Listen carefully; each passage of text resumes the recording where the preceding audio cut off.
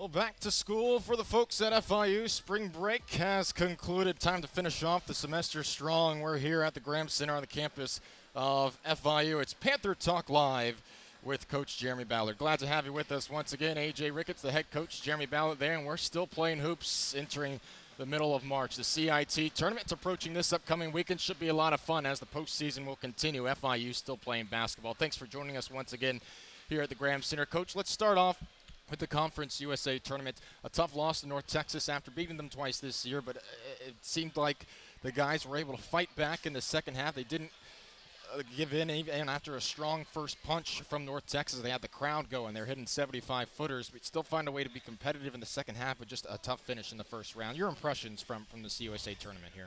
Yeah, well, I think what got lost in the fact that we played and beat those guys twice in the regular season is that they are a good team. Yeah. And they began the season 20-4 for a reason.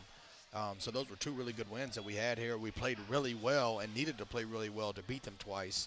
And it was really a home court environment for them in the tournament.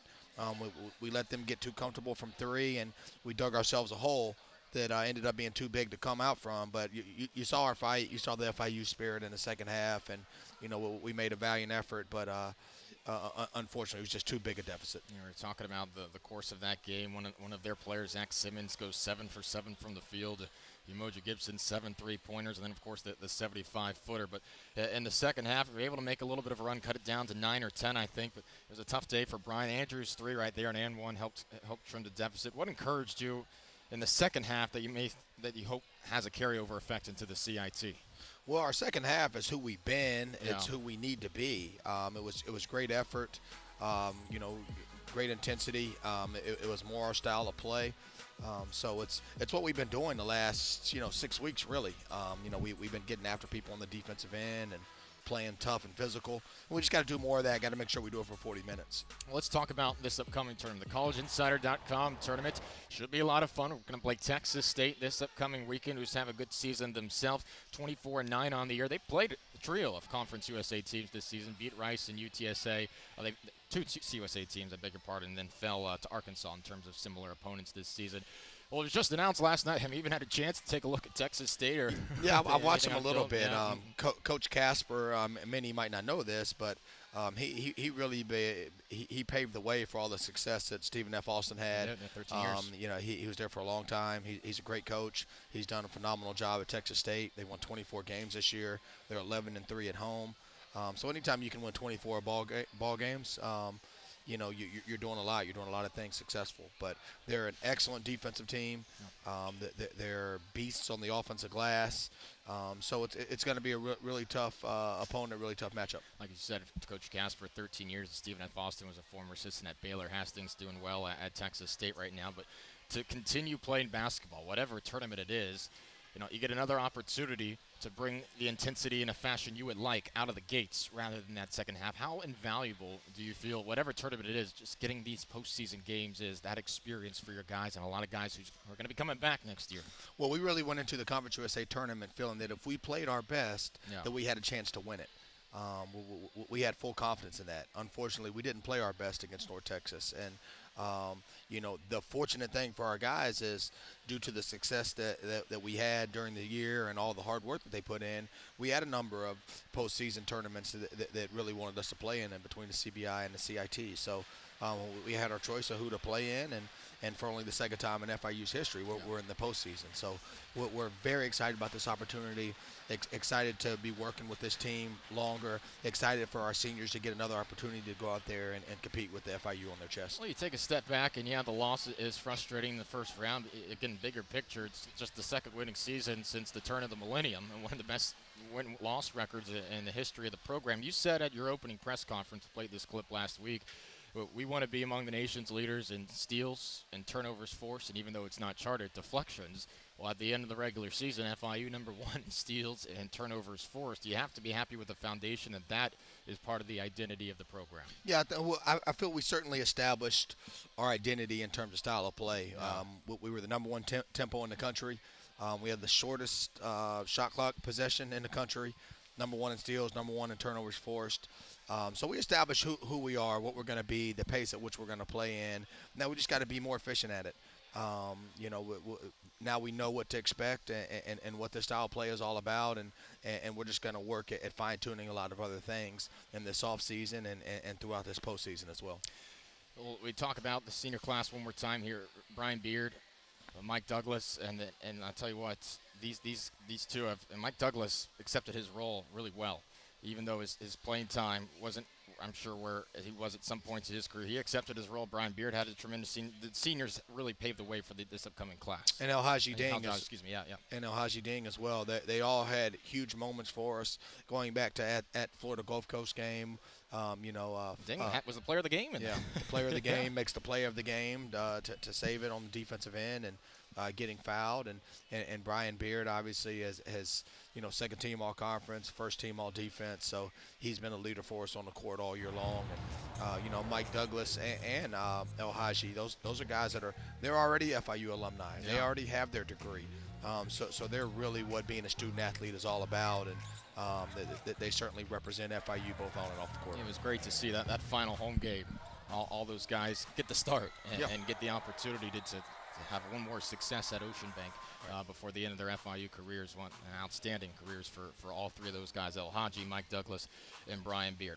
All right, Coach, before we finish things off here today, I want to get your Final Four picks, but not for the NCAA tournament. Have some different genres here. We're going to need to go through the brackets here. A very important Final Four pick. We're going to start off in the food bracket, okay? Right. Pollo Tropical against Chipotle in the Final Four, one side. Pollo. All right, Pollo advances into the breakfast category. Waffle House against IHOP. Woo, Waffle House all day, every day. There was only one answer to that question. You got it right. He's an Atlanta guy. He knows. Absolutely. All right, so Waffle House against Pollo, the winner? Oh, Waffle House. Okay, very good. All right, we're on the same picks in the food bracket there. All right. That's a no-brainer. All right, moving forward to the movie bracket. I was trying to think of a more fancier word. The movie bracket. Lord of the Rings against Harry Potter. Lord of the Rings. Okay. I've actually never seen a Lord of the Rings movie. People chide me for that. Anchorman against Talladega Nights. Will Ferrell side. Anchorman. All right, so Anchorman against Lord of the Rings. A little different genre there. Oh, wow. Those are two classics right there. Lord of the Rings. Okay. All right. There's the whole trilogy thing. That was like Carolina Villanova a couple years ago. That was a buzzer beater by Frodo Baggins. A little two different styles. Yeah, exactly. Carolina and Villanova get up and down the court. Yeah. Anchorman and Lord of the Rings a little different there. All right, into the musical category to finish things off. Drake and Lil Wayne. Ooh, I'm gonna go Drake. Lil Wayne has a new album out now. I haven't listened to it yet. Drake does. Drake has been the guy of the decade. Drake's got a new album every month. That's true. That's true. He's bringing in the money for the label. Nickelback, Imagine Dragons. I know you're listening to all the Nickelback. Yeah. That's right here on my iTunes. Let me go. Imagine Dragons. You know, that reminds me. There was a sign on College Game Day. I think it was Virginia, Carolina. I can't remember. It said Roy Williams listens to Nickelback. Roy went up to the fan and they said, "I actually really like their music." Yeah, I bet no he does. Shame about that. I'm guessing you're taking Drake over Imagine Dragons and the Yeah, I'm gonna go Drake. Yeah. Yeah. I think that's a fair pick. It's like a 116. But obviously, Waffle House wins the food bracket, and that's all that matters here. Coach, we're really excited about the CIT. Again, a great opportunity for the guys. And the last thing here to wrap it up, a chance to get to 20 wins, one of the best records since the turn of the millennium. How pleased are you with the progress in year one, establishing what you want? We talked about pace and identity, but just the buy-in from the guys, and obviously there's things on the recruiting trail are going well. It seems like the momentum is right where you want it as we approach the conclusion of year number one here. Yeah, I'm really proud of our players and all the hard work they put in. I'm very appreciative of them buying into the coaching staff and new coaching staff, and allowing us to coach and develop them and allowing us into their lives. And then my coaching staff, they did an amazing job. I couldn't imagine being on this journey without them, and they certainly carry me, as do the players. So very proud, but we're not done yet. Not done yet. Heck of a first season. Hoping it continues after this weekend against Texas State. That's head coach Jeremy Ballard, AJ Ricketts. Appreciate the time. As always, Coach. See you soon. All right, we'll be right back after this with Randy Horner with FIU Swim Down.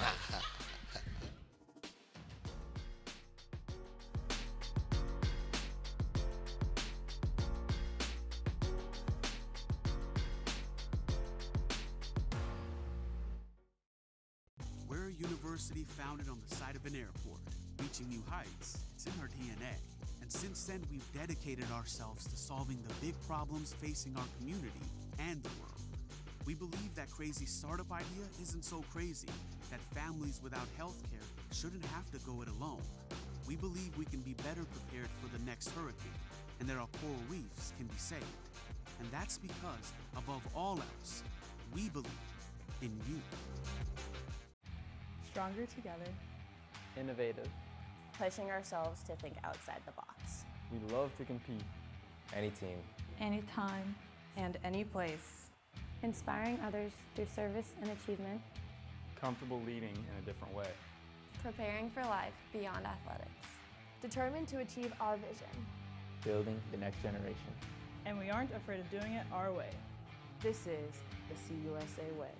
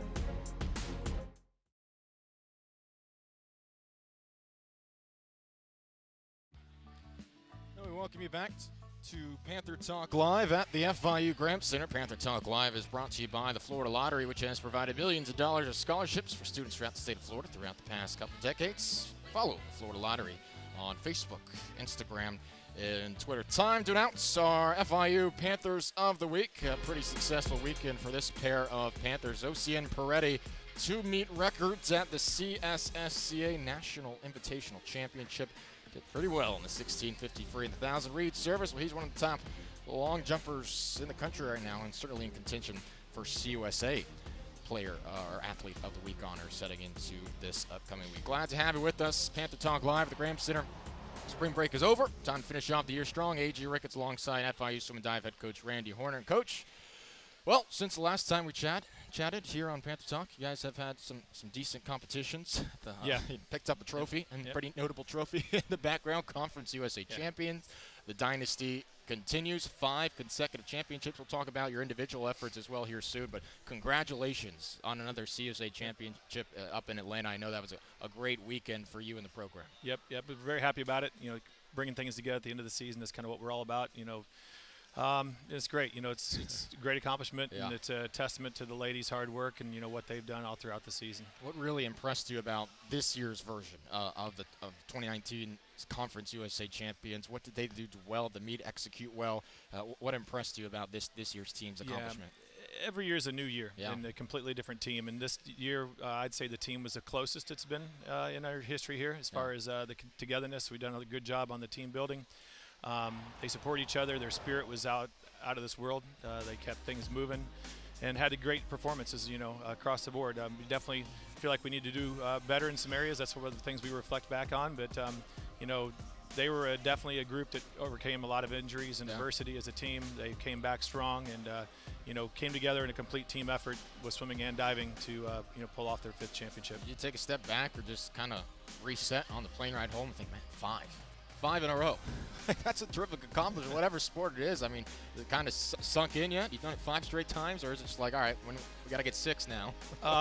Yeah, sadly, probably as soon as the trophy was awarded, we're thinking about what we got to do better to make sure we can get number 6. So, you know, it's one of the errors we do. Sometimes we don't embrace and enjoy some of the things as much as we just constantly look forward to the next. So that's just coaching it. Yeah. But you got to enjoy it for a little bit. Yeah. And it's so many times a trip to the NCAA championship. Let's talk about the CSSCAs first. Yep. 3rd of 42 this past weekend, team in front of so many Power 5 programs. You guys won the event last year, but still a lot of standout performances. So top 3 in 2 consecutive seasons. What are your impressions this past weekend and the performances you saw? Yeah, you know, the ladies are out there competing for FIU during their spring break. You know, that says a lot right there. They were engaged, competed hard. Can't complain at all about what we saw performance-wise. You know, it's a swimming version of the NIT. So, you know, getting postseason opportunities for our ladies and to go out and compete against a national audience and represent FIU on a national stage.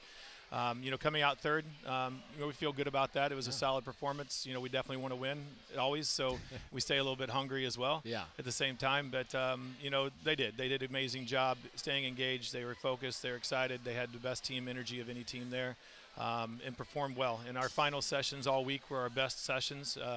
And, you know, as the meet went on and a lot of teams got tired, we got stronger, and I think that's a reflection of our program as well. Okay, so you got back yesterday, as you said, right? Yep, yesterday morning. And Coach is going to be leaving 5:30 a.m. tomorrow morning. Nope, 5:30 p.m. today. 5:30 p.m. today. Today. Whoops. So don't even unpack the bags. Yep. He's heading to nationals now, NCAAs. We've got two Panthers representing us at nationals, Maha Guda and Naomi Ruele. Talk about their seasons. Maha setting school records, school history, I should say, the first diver on the platform and springboard, I think, to make it to the NCAA championship. She's had a heck of a season. Just talk about Maha's year. Okay, yeah, Maha is amazing. Very humble athlete, very hard worker. It's great to see the success that she's had as a freshman. You know, she's the first one ever to qualify for NCAAs on a springboard. She's our 2nd on platform. You know, Becca Cannell had qualified for 3 years on platform and took 3rd 1 year. So, you know, she set a high standard for Maha to follow on that. But, you know, it's amazing. She's just been very consistent, you know, very diligent on how she does things. And, you know, look for her to have a great NCAA championships based on what we've seen her, you know, going into this with. Yeah, it's got to be a thrill as a head coach, you know, the development and seeing athletes progress throughout 4 years. Like Naomi, she's a senior. She's going to cap her career off, and that's one of the most special aspects of a head coach. But it's also got to be pretty darn exciting when your freshman qualifies for national. I've got a couple more years with her. Yep, absolutely. And to talk about Naomi, I mean, amazing athlete. It's been a big part of our program. This is actually her 5th year here. She started out her freshman year, had a shoulder surgery, redshirted her first year. Had to make a comeback from that, and then has been at the NCAA championships for the past 4 years. And anybody that's in our sport and has been there once knows what the challenge is to come back and do it again and again year after year.